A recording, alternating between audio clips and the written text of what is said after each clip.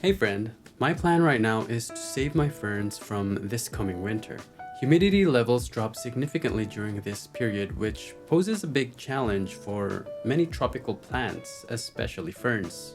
Compound that with the current energy crisis, heating the home this coming winter is simply unsustainable. Unfortunately, a humidifier is not an option for me because since I have full carpeted flooring and I have a very small bedroom, I am concerned about mold growth. So I thought that I could perhaps repurpose something that I already have sitting on my desk, waiting to be used.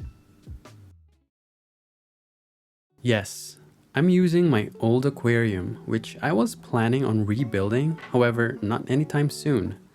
So I thought I could use it to house my ferns for this winter.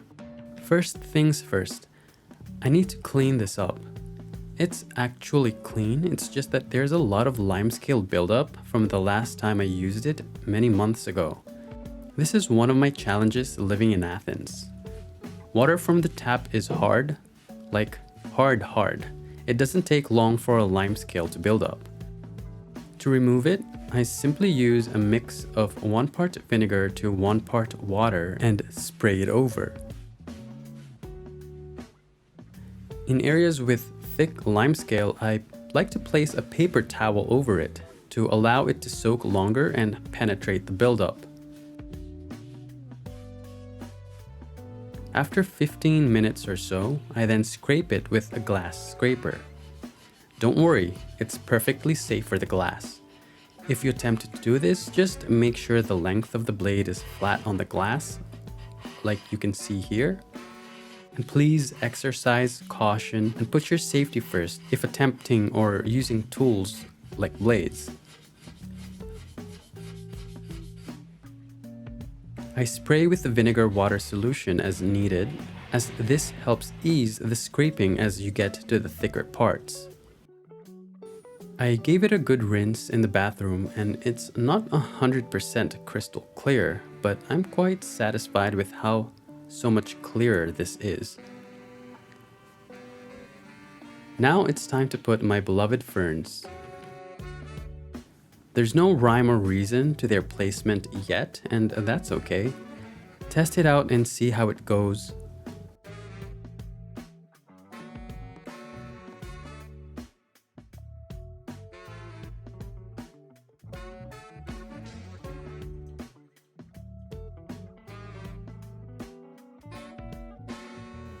I think it needs some height, so I'm using this jar to prop up the blue star fern.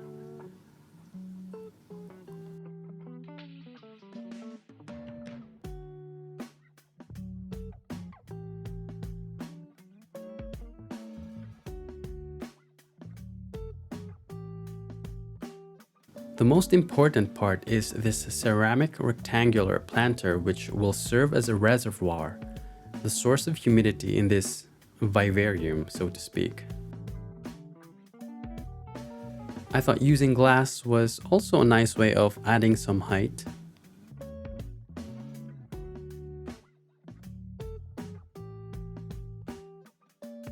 I thought this small wine glass was so cute and would be a great way to prop up the staghorn fern.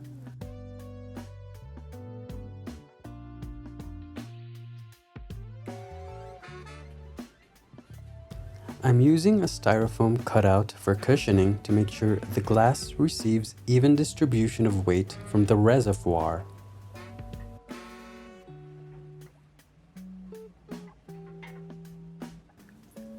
I also thought of adding the Monstera adansonii since it also likes humidity, and see how it goes.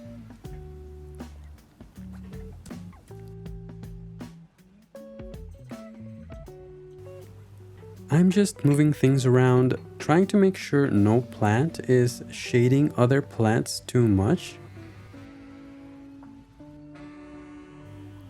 I think it's come together really nicely.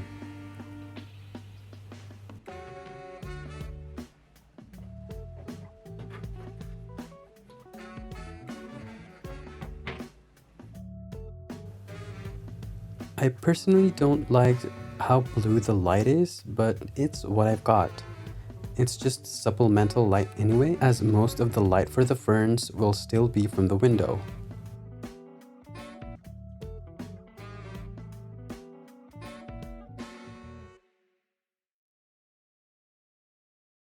So it's 2 days later and I was not exactly happy with how it turned out, and I took the liberty of changing them around and seeing how it would look better.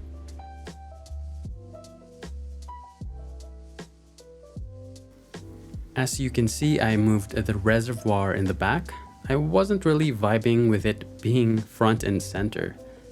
I think it looks better in the back. Don't you think?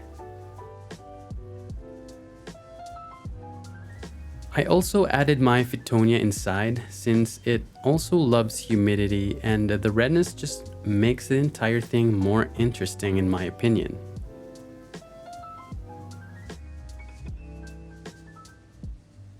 I would mist it every day with a spray bottle. I realized using tap water would cause mineral stains on the leaves over time, which should be highly avoided. So I thought of using table water instead. So this is the 3-week update and I have done several changes.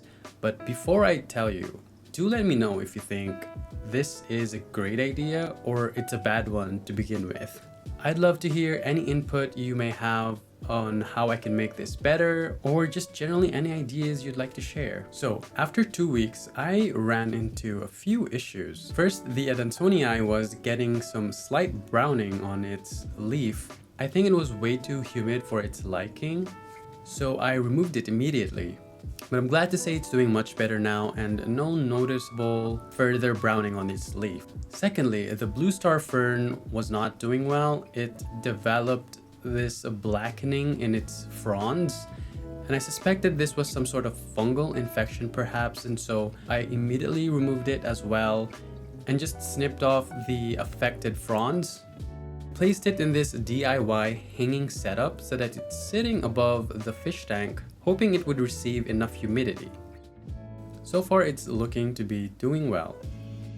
I think airflow is the key. I thought that fanning the tank every so often would be enough to circulate the humidity inside and prevent the air from being stagnant. So I decided to use this old USB fan that I had. However, it felt a little too big and I was concerned that it would cause too much of an airflow. So what I did is I tried pointing the fan downwards to mitigate the strength of the airflow, and I think it's doing really nicely.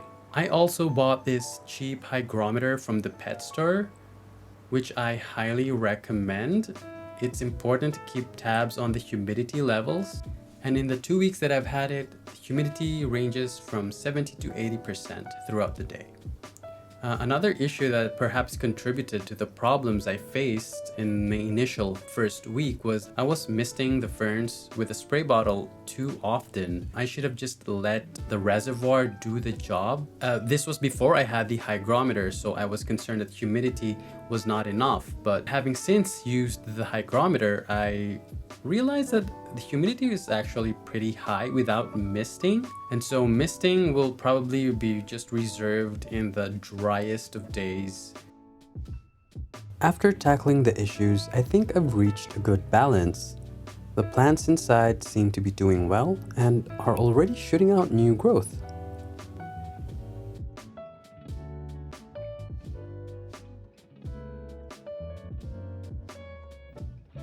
So that's my solution for my ferns. I imagine you could do something similar.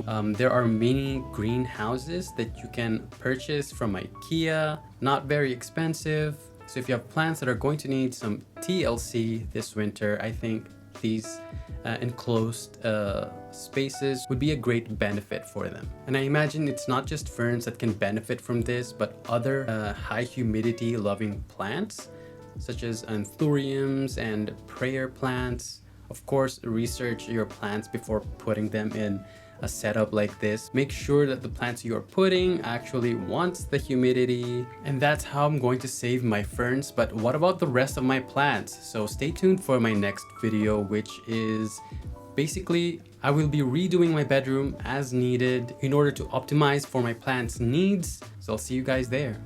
Bye.